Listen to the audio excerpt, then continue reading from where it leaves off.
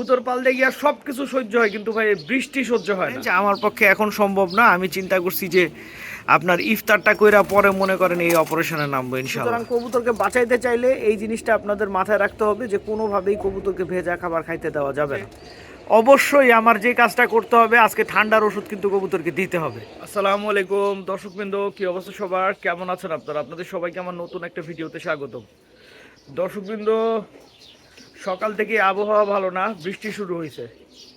আর কবুতর পালনের ক্ষেত্রে সবচাইতে খারাপ জিনিস হইতেছে বৃষ্টি। কবুতর পালতে গিয়ে সব কিছু সহ্য হয়, কিন্তু ভাই বৃষ্টি সহ্য হয় না। কিন্তু একটু বুদ্ধি খাটাইলে এই বৃষ্টিটাকে কিন্তু অনেক কাজে লাগানো যায়। এই বৃষ্টিটাকে কাজে লাগায় এখন কিন্তু চাইলেই কৃমির কোর্স করে নেওয়া যায়, ঠিক আছে? এছাড়াও যে থরে যেই কবুতরগুলো আছে এগুলাকে মনে করেন আপনার চাইলে একটু ভিটামিন দেওয়া যায়।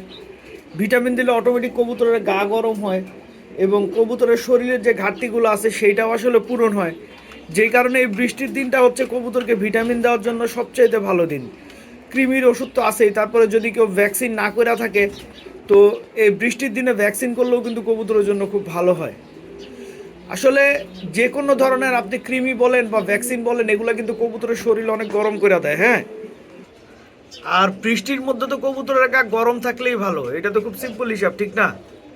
তো এই কারণে আসলে এই কাজগুলো এই মুহূর্তে করে ফেলা যায়। আর আসলে কিছু ডিসঅ্যাডভান্টেজও আছে। বৃষ্টির কারণে কিন্তু লফটের অনেক ক্ষতিও হয়। যেমন এই যে দেখেন আমার লফটের অবস্থা, ছাদে মুরগি থাকলে যেটা হয়, তার মানে আমার ধাপড়ির নিচে যে ময়লাগুলো হয়েছিল, ঠিক আছে, এই ময়লাগুলো মনে করেন মুরগি তো হাঁসড়ায় হাঁসড়া বাইরে বের করে নিয়ে আসছে, যার ফলে ছাদটার অবস্থা কিন্তু খুবই খারাপ। তবে একটা ব্যাপারে সতর্ক থাকার আসলে খুবই জরুরি একটা বিষয় আছে, সেটা হইতেছে এই যে আমাদের ধাপড়িগুলা কিন্তু শীত যেহেতু মাত্র গেছে, আমরা খুব একটা মনে করেন পরিষ্কারে অত বেশি সতর্ক না, অথবা 2 সপ্তাহে একবার এরকম করে এখন আমরা পরিষ্কার করতেছি। কিন্তু এই বৃষ্টিটাতে যদি মনে করেন আপনার কোনোভাবে এই আমাদের যে ট্রেগুলো আছে সেই ট্রেগুলো নোংরা হয়, যদি কবুতরের গ্যাস করে, সেই কবুতরকে গ্যাস করা কবুতরকে কিন্তু সেভ করা অনেক কঠিন এবং কোনোভাবে ওই কবুতর তুলতে গেলে মনে করেন খুব কষ্ট হয়ে যায়। এবং গ্যাস কবুতরের যদি গ্যাসের, তার মানে গ্যাস জিনিসটা আমার মনে হয় অনেকে বুঝতেছেন না, ঠিক আছে? সেটা হচ্ছে যে কবুতর যখন মনে করেন আপনার কবুতরের ময়লা যে কবুতরের যে পায়খানাটা থাকে, সেই পায়খানার উপরে যখন পানি পড়ে, সেই পানিটা হওয়ার পরে যে বিশ্রী একটা গন্ধ হয়, এই গন্ধটাতে কবুতর যখন লং টাইম থাকে তখন কবুতরের অবস্থা কিন্তু ভয়ানক খারাপ হয়ে যায়। তো এই কারণে অবশ্যই আসলে যে কাজটা করতে হবে সেটা হচ্ছে লফট ক্লিয়ার রাখতে হবে। অবশ্যই লফট পরিষ্কার রাখতে হবে, কিন্তু রোজা রেখা লফট পরিষ্কার রাখা অনেক চ্যালেঞ্জ। আমার পক্ষে এখন সম্ভব না। আমি চিন্তা করছি যে আপনার ইফতারটা কইরা পরে মনে করেন এই অপারেশনে নামবো ইনশাল্লাহ। আপনারা খুব ভালো করে দেখেন, একটা কবুতর খালি উপরে উঠতেছে আর নিচে নামতেছে আমার এই ভিডিওর মধ্যেই, দেখছেন? আর এই যে দেখেন আরেকটারা দেখেন, দেখছেন? তারে উপরে খাবার দেওয়া হয়েছে, সে উপরের খাবার খাবে না, সে যা ময়লা খোটায় খাবে। এগুলো হইতেছে স্বভাবের দোষ এই কবুতরটার, এগুলো হইতেছে স্বভাবের দোষ। আসলে বইলা লাভ নাই, এই কবুতরটার আমি কোনোভাবেই ভাই ভালো করতে পারলাম না। ও যেমন ছিল তেমনই থাকলো।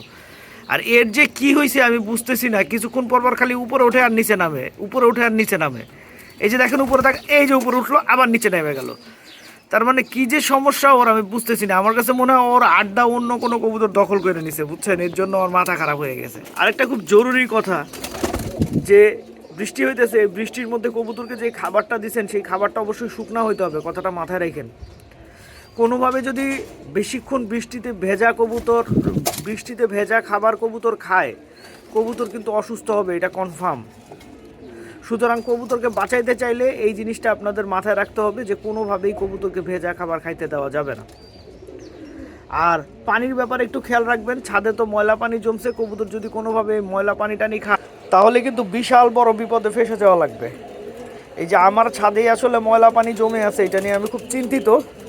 কিন্তু ইনশাল্লাহ আমি আসলে ইফতার করেই এই পানি টানি যেগুলো আছে এগুলো মনে করেন আপনার সুন্দর মতো বাইরে বের করে দিব, ছাদটাকে একদম ক্লিয়ার করে দিব।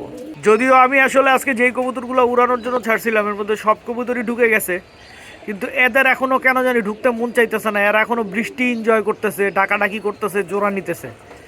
তো যেহেতু এই যে কবুতরগুলো ভিজছে বা দুর্বল হয়েছে, অবশ্যই আমার যে কাজটা করতে হবে, আজকে ঠান্ডার ওষুধ কিন্তু কবুতরকে দিতে হবে। তো যে কারণে হয়তো বা একটু বঙ্কবেট দিয়ে দিব, আর তেমন কিছুই দিব না, হয়তো বা বঙ্কবেট আর নাপা দিয়ে দিবে আর কি।